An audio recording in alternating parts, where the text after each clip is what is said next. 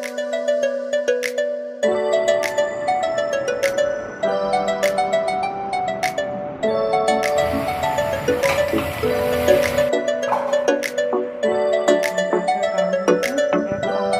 Morning everyone welcome back to my channel आमार नतून आरो एकटी ब्लगे तोमादेर सकलके जानाई अनेक स्वागत। घड़ीते एखन सकाल 9:15 बाजे। आमी एदिके ब्रेकफास्ट बानाच्छि। तोमादेर दादा भाई खेये बेरोबे। आजके बोललो कि जे खाबार दाबार किछु निये जाबो ना, रान्ना करते होबे ना, आमी दुपुरे खेते आसबो। ताई माने दुपुरे देरी होबे, ओई 3टे साढ़े 3टे बेजे जाबे, तबे खेते आसबो। आमी माने रान्ना बान्ना करे दिते होबे ना। তাই ভাবলাম ঠিক আছে, তা সকালের ব্রেকফাস্টে কী করব। তো ও রাত্রেবেলায় বলেছিল যে চাউমিন ঘরে আছে, তাহলে একটু চাউমিন বানিও। তো এই মাসে আমি মাসকবের মালের সাথে চাউমিন আনিনি, ওই জন্য এই কথাটা জিজ্ঞেস করেছে। তবে গত মাসের চাউমিনের 1 প্যাকেট ছিল। আবার আমি বাড়ির থেকেও 2 মাস আগে আর কি নিয়েছিলাম একজনের কাছ থেকে। একটা বয়স্ক মহিলা আসে চাউমিন বিক্রি করতে আমাদের এখানে পাড়ায়, তার কাছ থেকেও 2 প্যাকেট না 3 প্যাকেট নিয়েছিলাম। তো সেইগুলো এতদিন ধরে খাওয়া হয়েছে, আর 1 প্যাকেট পুরো ধরা ছিল যেটা কেনা ছিল। তো সেই চাউমিনটাই আজকে বানালাম। এটা না প্যাকেট চাও, তো মানে ওই ব্র্যান্ডেড আর কি। এটা ভালো, বেশ কী ব্র্যান্ড আমার মনে নেই, মানে প্যাকেটের গায়ে লেখা আছে, দেখতে হবে, এখনও পুরো ফুরায়নি। চাউমিনটা খুবই সুন্দর, একদম হালকা পাতলা, খেলে মনে হয় না যে কিছু খেয়েছি। একদম মানে হালকা, এক একটা থাকে না খুব মোটা মোটা চাউমিন, আমার ভালো লাগে না। এটা বেশ সুন্দর ছিল, আর টেস্টটাও ভালো। তো সেদ্ধ করে নিয়ে এবার একটু পেঁয়াজ, আলু আর লঙ্কা দিয়ে ভাজা করলাম। তোমাদের দাদাভাই আবার চাউমিনে আলু পছন্দ করে, তাই আলু দিয়েছি। একটু বেশি করে লঙ্কা দিয়ে ঝাল ঝাল করে বানালাম। এখন 2টো সস দিয়ে দিলাম, টমেটো সস আর সয়া সস দিয়ে মিশিয়ে এবার নামিয়ে দিচ্ছি। এইবার যেই খেতে দেবো তখন ও বলছে কি আমার এখন খাওয়ার সময় নেই, তুমি টিফিন গাড়িতে ভরে দাও, নিয়ে যাই, নিয়ে গিয়ে খেয়ে নেবো। তো আমি বললাম ঠিক আছে তাহলে তাই দিচ্ছি। তা ওকে দিলাম, আর আমি একটু নিলাম, নিয়ে এখন খেয়ে নিলাম। আর ও তার মধ্যে গিয়েই বাজার করে দিয়ে মানে নিয়ে এসছে। যতক্ষণ আমি ব্রেকফাস্ট বানাচ্ছিলাম তখন ও গিয়ে বাজার নিয়ে এসছে। তো ওখানে দেখলে লাল শাক এনেছে, আর এখানে সবজি কিছু মানে বের করে আর কি ঝুড়িতে রাখলাম, আর বাদ বাকিগুলো ফ্রিজে তুলে দিয়েছি, সেগুলো আজকে লাগবে না। চালটাকে ভিজিয়ে রেখেছি। এখানে মাছ এনেছে, মাছটাকে ধোয়া বাছা, লবণ হলুদ মাখানো সব। আর আমাদের তো মাছ আনে যখন কেটেই নিয়ে আসে, কারণ আমি না মাছ কাটতে পারি না। তো কোনোদিনও কাটিনি, আর বিয়ের পর থেকেও কাটার প্রয়োজন হয়নি, ওই জন্য শিখতেও পারিনি। তো এখন ওই নিয়ে আসে বাজার থেকে, কেটে আর কি করা যাবে। তো আমি জামা কাপড় ভেজালাম কয়েকটা। সকালের দিকে খুব একটা রোদ ছিল না, মেঘলা মেঘলা, কালকেও বৃষ্টি হয়েছে। এবার না কাচলে না হবেই না। ওই যে কালকে বাবাই গেল না ওয়াটার পার্কে, সেই জামা কাপড়গুলো পুরো ভেজা জামা কাপড় পরে চলে এসেছিলো, সেইগুলো সব রেখে দিয়েছে। তার আগের দিন ফুটবল খেলেছিল, বৃষ্টিতে ভিজে সেই জামা প্যান্ট ছিল, কালকে বৃষ্টি হয়েছিল বলে আমি কাচতে পারিনি। তোমাদের দাদা ভাইয়েরও কয়েকটা জামা কাপড় রয়ে গেছে। এবার ওই ভেজার মধ্যে শুকনো জামা কাপড় রেখেও সেগুলোও ভিজে গেছে। এবার ওই যদি না কাচি না, মানে মানে কেমন রাখতে রাখতে জলের তিলে পড়ে যায় না, কালো কালো ছোপ পড়ে যায়, সেরকম হয়ে যাচ্ছে। তো ভাবলাম না কেচে দিই, সে রোদ হলে ভালো, আর না রোদ হলে ঘরে মেলবো। যাই হোক, জল ঝরে গেলে এখন দেখছি সিনেমাটা বৃষ্টি নেই, মানে বৃষ্টিও নেই, রোদও নেই, গুমোট করে রয়েছে আকাশটা। তাই জন্য আমি ভিজিয়ে দিয়ে রান্না করতে আসলাম। তাড়াতাড়ি রান্নাবান্না করে নিয়ে তারপরে কেচে মেলে দেবো, স্নানের সময় কাচবো, এখন আর কাচতে গেলাম না। তো এদিকে ভাত বসিয়ে দিয়েছি, এখানে শাক ভাজা বসিয়ে দিয়েছি। আর কালকেও দেখেছিলে শাক বানিয়েছিলাম, কালকে বানিয়েছি কলমি শাক, আর আজকে বানাচ্ছি লাল শাক। ইদানিং আবার তোমাদের দাদা ভাইয়ের খুব শাক খেতে ইচ্ছা করছে, তাই। আর এমনিও শাক ভালোবাসে, সবসময় অল টাইমই শাক ওর ফেভারিট। কিন্তু ওই মানে আনলে কি ওই কেটে বেছে ধুয়ে রান্না করতে সময় লেগে যায়। তারপরে বেশি বর্ষাকাল যখন হয় না, তখন শাক টাক না আনাই ভালো। কেঁচোগুলো না শাকের ডাঁটির মধ্যে গিয়ে ঢুকে থাকে, মানে বেছে বুঝে রান্না করাও একটা বিপজ্জনক ব্যাপার।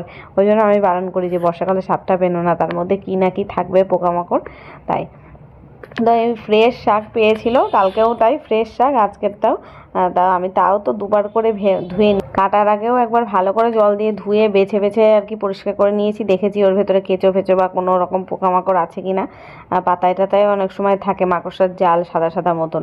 তো সেইগুলো সব বাদ টাদ দিয়ে আবার মানে কুচি করার পরে আবার আরেকবার করে ধুয়েছি। জলে ভিজিয়ে রাখলে ভালো হয়, তো জলে ভিজিয়ে রাখার সময় আর পাইনি, ধুয়ে নিয়েছিলাম দুবার। তারপরে ওটা শাক ভাজাটা আগে করে নিলাম, ভাতও হয়ে গেছে এদিকে। আর আজকে রান্না করছি তেলাপিয়া মাছের বেগুন আলু দিয়ে ঝোল, পাতলা ঝোল, কোনো সর্ষে বাটা ফাটা কিচ্ছু না। আর আজকে মশলা বাটাও ছিল না। মশলা বলতে আমি আদা রসুন আর লঙ্কা দিয়ে পেস্ট করে রাখি, তোমরা তো দেখেইছো, সেটা আমার 4-5 দিন কি সপ্তাহখানিক চলে যায়। তো আজকেও সেইটাই পেস্ট করলাম, কিন্তু একটু লাল লাল মতন কালার হয়েছে। তার কারণ রসুন বলছি, রসুন তো দিয়েইছি, শুকনো লঙ্কা দিয়েছিলাম। শুকনো লঙ্কা আর কাঁচা পাকা লঙ্কাগুলো হয় না, কাঁচা লঙ্কা এখন দেখবে বর্ষাকাল তো ঘরে রেখে দিলেই পেকে পেকে যায়, সেই লাল লঙ্কাগুলো দিয়েছি। ওই জন্য পেস্টের কালারটা লাল হয়েছে, আর লঙ্কাটার পরিমাণ বেশি আদা রসুনের থেকে, ওই জন্য ঝাল ঝালও হয়েছে। গুঁড়ো মশলার কোনো দিতে হবে না আমার। আর এটা এমনি কাঁচা লঙ্কা চিড়ে দিয়ে যে ঝোল করে সেইভাবেই করছি, টমেটো দিয়ে। আর নামানোর সময় একটু ধনেপাতা দেবো, দারুণ টেস্ট হয় এইভাবে। পাতলা মাছের ঝোল খেতে না, তেলাপিয়া মাছের ঝোল বিশেষত খেতে আমার খুব ভালো লাগে। কদিন ধরেই ওকে বলছিলাম তেলাপিয়া মাছ আনো আনো, তা ও সেই সময় পাচ্ছে না। আবার পেলেও কি ভালো, মানে এই মাছগুলো না আবার বেশি গলা হয়ে গেলে আনা যায় না, একদম টাটকা না হলে আনা যায় না। আস্ত মাছ তো এই সহজেই নরম হয়ে যায়, তো এই ভালো মাছ পায় না বলে আনে না। তা আজকে সকাল সকাল বাজারে গেছে, ভালো মাছ পেয়েওছে, আর কাটারও লোক ছিল, কেটে কেটে দিয়েছে। ওই জন্য এই যে রান্না বান্নাও হয়ে গেল। ধনে পাতাটা দিয়ে গ্যাসটা বন্ধ করে দিয়েছিলাম। আর আমি এখানে ভয়েস ওভার দিচ্ছি, পাশের বাড়ির বাচ্চাটা ক্যাপ বন্দুক ফুটিয়েই যাচ্ছে। আসলে পুজো এসে গেছে না, এখন বাচ্চারা তো এরকম করবে, বাজি ফাটাবে, ক্যাপ বন্দুক ফাটাবে। আমরাও ছোটোবেলায় করেছি, কিন্তু পুরো আওয়াজগুলো আমার ভিডিওর মধ্যে সাউন্ডে আসছে, কি করব। তো যাই হোক, এখন আবার মেঘলা মেঘলা করেছে, বৃষ্টি আসতেও পারে, দেখে মনে হচ্ছে বৃষ্টি আসবে।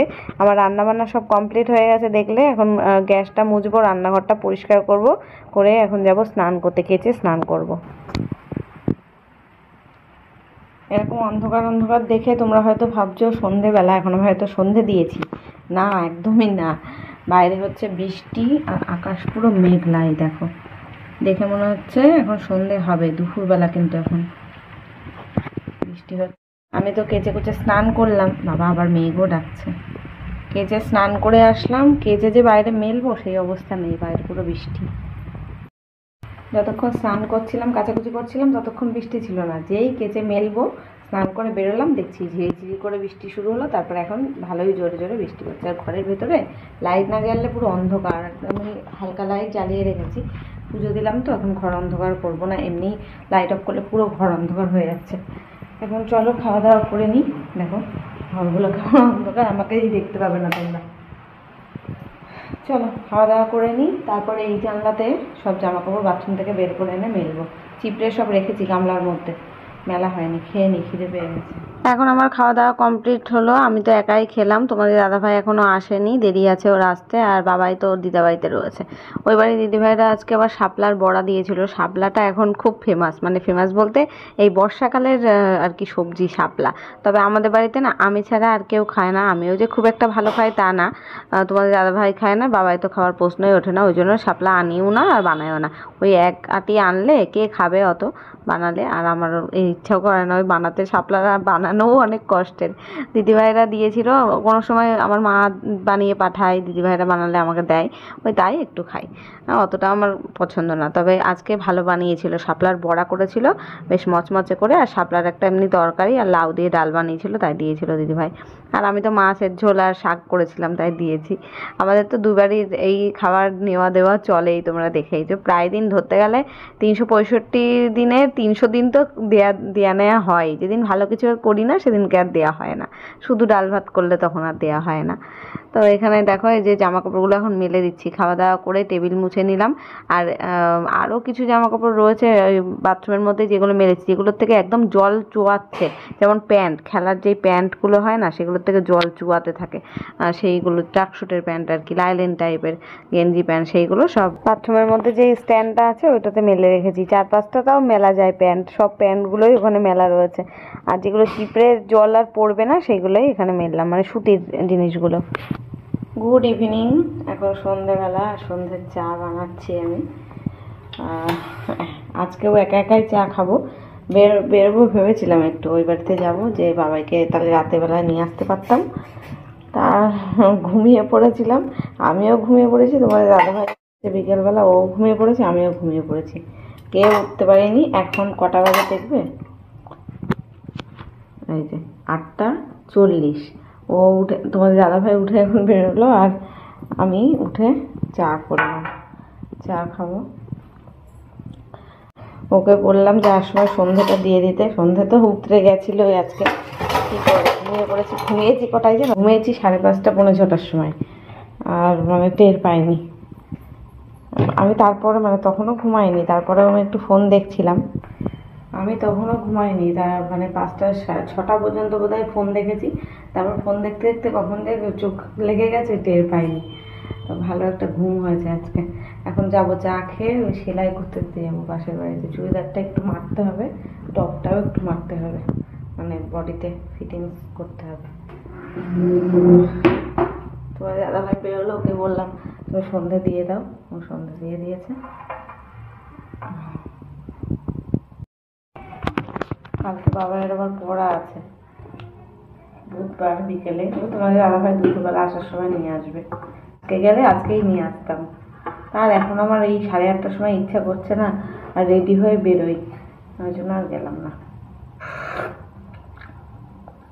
আরো ঘুমটা আসার কারণ হচ্ছে ওয়েদারটা এত ভালো আজকে, বৃষ্টি হয়েছে না, বৃষ্টি হয়ে ঠান্ডা ওয়েদারটা হয়ে গেছে, আরো ঘুম পাচ্ছিল বেশি।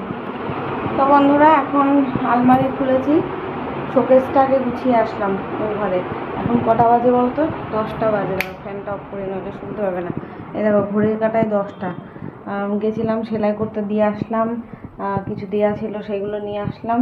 আর এখন ওই শোকেস গুছিয়ে, শোকেসের মধ্যে শাড়ি ছিল, ভালো শাড়ি যেগুলো আলমারিতে রাখার, সেগুলো সব নিয়ে আসলাম, আলমারিতে গুছিয়ে রাখবো। শাড়ি, ব্লাউজ ছিল, এই চুড়িদার সব আগের বছরের পুজোর চুড়িদার, এগুলো সব ওই ঘরে ছিল, ওই ঘরে শোকেসে ছিল, সব বের করে নিয়ে আসলাম।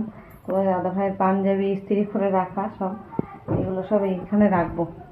একটা নতুন কুর্তি কিনেছিলাম, সেটা সেলাই করতে দিয়েছিলাম, সেলাই করে নিয়ে এসেছি, তাও দেখছি ফিটিংস ভালো হয়নি, আবার দেবো, তাই আবার রাখলাম পরে। আর এখন সেই তন্ন করে খুঁজছি আমার পিঙ্ক কালারের লেগিংস, তো সেটা খুঁজেই পেলাম না শোকেসে। এখন আলমারি খুলে আলমারি খুঁজলাম, তাও পেলাম না।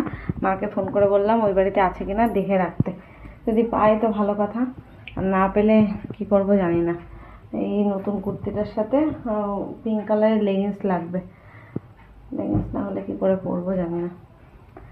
দেখি যদি পাওয়া যায় তো ভালো, নইলে পুরনো একটা লেগিংস রয়েছে, সেটা অতটা ভালো নেই, রং চঙা ভালো নেই আর কি, পুজোয় পরার মতন না, না হলে কিনতে হবে, না হলে ওই কুর্তি পরাই যাবে না। তো যাই হোক, চলো এই শাড়িগুলো চুড়িদারগুলো ভাঁজ করে আবার আলমারিতে গুছিয়ে রাখি। 10টা বাজে, যদিও আজকে যত রাতেই হোক অসুবিধা নেই, ভাত টাত বসাতে হবে না, ভাত রয়েছে, হয়ে দুজনের হয়ে যাবে, হয়ে আরও থেকে যাবে সকালের জন্য। এই লেগিংস খুঁজতে গিয়ে ওই ঘরে শোকেস আমি সব ঢেলে বের করে জামা কাপড় আর কি বের করলাম, তারপরে আবার সেগুলো গুছিয়ে রাখলাম, মানে ওদিকে শোকেস গোছানো আমার হয়ে গেল। এবার আলমারিতে এসে খুঁজতে গিয়ে আলমারিও গোছানো হয়ে গেল, আলমারিতেও সব লন্ডভন্ড হয়েছিল, সায়া একদিকে, ব্লাউজ একদিকে, শাড়ি একদিকে, তো সব এক জায়গায় করে সেট করে রাখলাম, কারণ পুজোর সময় কোনটার কি দরকার পড়ে মানে বোঝা যায় না। আর শাড়ি যেগুলো কিনেছি তার সাথে ম্যাচিং যেই সায়াগুলো পরবো, সেই আমার সব রকম সব কালারের সায়াই রয়েছে, সেগুলোই আর কি আলাদা করে এক জায়গায় রাখলাম। আর এই কুর্তিটা একদম নতুন, এটা কিনেছি, তোমাদের দেখানো হয়নি, মানে দেখাবো কি, সেলাই করতে দেওয়া ছিল, তো আজকে নিয়ে আসলাম। আবার শাড়িগুলোও পরে কালকে দেখাবো খুনি। তো এই দেখো সুতির কুর্তি, আর এখন এটা হচ্ছে জামদানির, এখন তো উঠেছে না সব জামদানির এই যে পিসগুলোর থেকে আর কি, শাড়ির থেকেই আর কি কেটে কেটে সেইগুলো দিয়ে আর কি অ্যাপ্লিক করে বসিয়ে এখানে ড্রেস তৈরি হচ্ছে, চুড়িদার কুর্তি এগুলো তৈরি হচ্ছে, সেরকমই এই সুতির চুড়িদারের উপরে জামদানির আর কি অ্যাপ্লিক করে বসানো, আর তার সাথে লেস বসানো আছে বলে দেখতে সুন্দর লাগছে। তবে এটা আমার সাইজে পাইনি, আমার কোথায় লাগে এল, এটা নিতে হয়েছে XXL, ওই জন্য অনেক আর কি ফিটিংস ফাটাংস করেও তাও এখনও দেখছি আসলে মেন কথা ঘাড়ের পুটিংটাই নামানো, ওই জন্য না মানে ঠিকঠাক মনে হচ্ছে কি এখনও ফিটিংস হয়নি, তাই আবার আর একবার দেবো সেলাই করতে, দেখি ঘাড়ের পুটিংটা খুলে যদি হাতটা আবার একটু ছোট করে জুড়ে দিতে পারে ভালো, তা নাহলে বডিতেই একটু টাইট করে আনবো, বডি আর হাতা, তাহলে হলে তাও দেখতে ভালো লাগবে। কুর্তিটা এত সুন্দর, সাইজে ছিল না তাই কি তাও নিয়ে ফেলেছি। বেশ ভাল লাগছে কালারটা না, মানে এত ফুটেছে হলুদের উপরে রানী কালারটা, খুব সুন্দর লাগছে। তো এটাকে ভাঁজ করে রেখে দিই, ভাজেই ভাঁজ করে রাখলাম, নইলে সুতির কুর্তিগুলো কুঁচকে যায়, তখন আর কেমন মনে হয় যেন পরার সময় বস্তার থেকে বের করেছি। দেখি কালকে নিয়ে গিয়ে আবার সেলাই করে নিয়ে আসবো। চলো ভিডিওটা আজকে এখানে শেষ করলাম, দেখা হচ্ছে কালকে নতুন ব্লগের সাথে। আজকের ভিডিওটা কেমন লাগলো জানিও, আর কুর্তিটা কেমন লাগলো সেটাও কিন্তু জানিও। আজকের মতো টাটা, গুড নাইট।